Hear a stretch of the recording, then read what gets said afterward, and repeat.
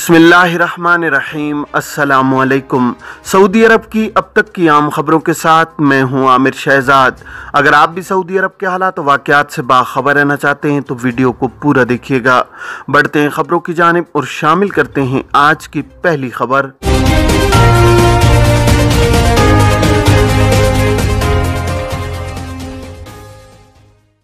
क्या commercial driver का इकामा साए खास में तब्दील किया जा सकता है? सऊदी अरब में गैर मुल्की कारकुनों को बुनियादी तौर पर दो जुमरों में तकसीम किया जाता है।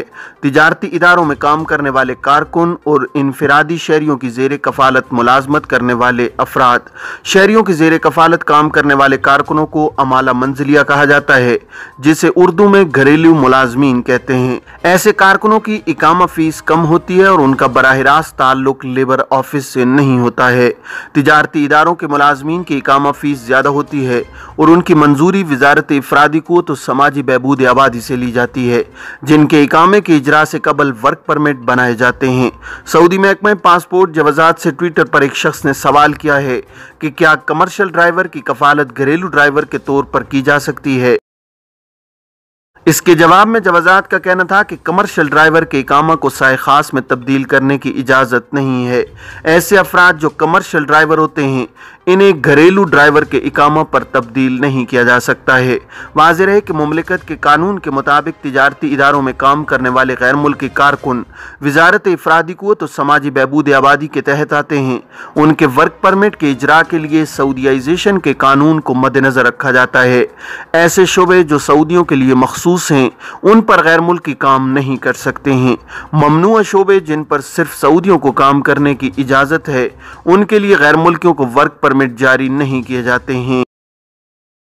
बाज़ शोबों में सऊदीयाइजेशन का तनासुब मुकर्रर होता है, जबकि बाज़ ऐसे शोबे जिनके लिए सऊदी कारकुन मौजूद होते हैं, इनमें गैर मुल्की कारकुनों को मुलाजमत नहीं दी जाती है। घरेलू मुलाजमीन जिनमें फैमिली ड्राइवर, चौकीदार, हाउस नर्स, खानसामा और खादिमा वगैरह शामिल हैं, ये मुलाजमीन अमाला मंजिलिया के ज़ुमरे में आते हैं। घरेलू मुलाजमीन के इकामों का इजरा और उनकी तजदीद बराह रास्त महकमा जवाज़ात से की जाती है, जिससे वजारत इफरादी क़ुव्वत का ताल्लुक नहीं होता है। मज़कूरा शोबों में आने वाले कारकुनों के इकामे की सालाना फीस भी कम होती है, जिसकी वजह से इन्हें कमर्शियल इदारों में तब्दील नहीं किया जा सकता। एक और शख्स की जानिब से सवाल पूछा गया है कि कारकुन को 5 बरस कबल हुरूब की वजह से डिपोर्ट किया गया था, उसे दोबारा बुलाने का कोई तरीका है या नहीं। जवाज़ात के कानून के मुताबिक वो गैर मुल्की कारकुन जिन्हें मुमलिकत से किसी भी वजह से डिपोर्ट किया जाता है, इन्हें सऊदी अरब के लिए ताहयात ब्लैक लिस्ट कर दिया जाता है। ऐसे अफराद जिन्हें डिपोर्ट किया जा चुका हो, वो नए कानून के तहत सऊदी अरब में किसी भी वर्क वीज़े पर दोबारा नहीं आ सकते हैं। अलबत्ता ऐसे अफराद को सिर्फ हज या उम्रा वीज़े पर आने की इजाजत होती है। वाज़ेह है कि बाज़ अफराद का ये ख्याल है कि चूंकि ब्लैक लिस्ट का कानून हाल ही में मंजूर हुआ है, इसलिए उसका इतलाक माजी में डिपोर्ट होने वालों पर नहीं होता, तो ये तसव्वुर गलत है। जवाज़ात की जानिब से मुतादिद बार इस हवाले से वजाहत की जा चुकी है कि डिपोर्ट होने वालों के बारे में मंजूर शुदा कानून के तहत इन्हें ताहयात ब्लैक लिस्ट किया जाता है। माजी में जिन अफराद को डिपोर्ट किया जाता था, उनके लिए ममनुआ मुद्दत का भी तयन कर दिया जाता था। ऐसे अफराद को मखसूस मुद्दत के दौरान मुमलिकत आने की इजाजत नहीं होती थी। महकमा ज़कात, टैक्स एंड कस्टम अथॉरिटी ने सऊदी अरब आने वाले मुसाफिरों को मुत्तला किया है कि वो खलीजी ममालिक के मुश्तरका कवानीन के मुताबिक अपनी कीमती अशिया के बारे में महकमा कस्टम को मुत्तला करें। महकमा कस्टम के हवाले से मजीद कहा गया है कि खलीजी ममालिक के मुश्तरका कस्टम कवानीन के मुताबिक मुमलिकत आने वाले मुसाफिरों पर लाजिम है कि वो अपने साथ लाई जाने वाली ऐसी अशिया जिनकी मालियत 3000 रियाल से जायद हो, उसके बारे में महकमा कस्टम को मुत्तला करें।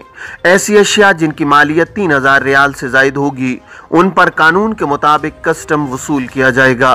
बयान में मजीद कहा गया है कि मुसाफिरों को चाहिए कि वो कस्टम ऐप या वेबसाइट पर अपने सामान के बारे में दिए गए फॉर्म में इंदराज कराएं।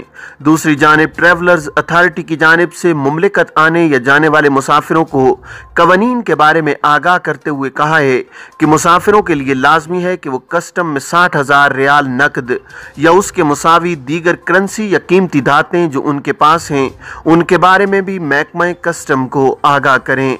अलावा अज़ीं ऐसे मुसाफिर जो अपने हमरा ऐसी अशिया लाते हैं जो कस्टम कवानीन में शामिल हैं, इन्हें भी चाहिए چاہیے کہ وہ ان اشیاء کے بارے میں حکام کو مطلع کریں۔ اتھارٹی کا مزید کہنا تھا کہ وہ مسافر جو اپنے سامان کے بارے میں کسٹم کو آگاہ نہیں کرتے، اس صورت میں برآمد ہونے والے سامان کی مجموعی قیمت پر 25% جرمانہ عائد کیا جائے گا۔ دوسری بار بھی ایسا ہی عمل دہرائے جانے پر جرمانہ 50% کر دیا جائے گا۔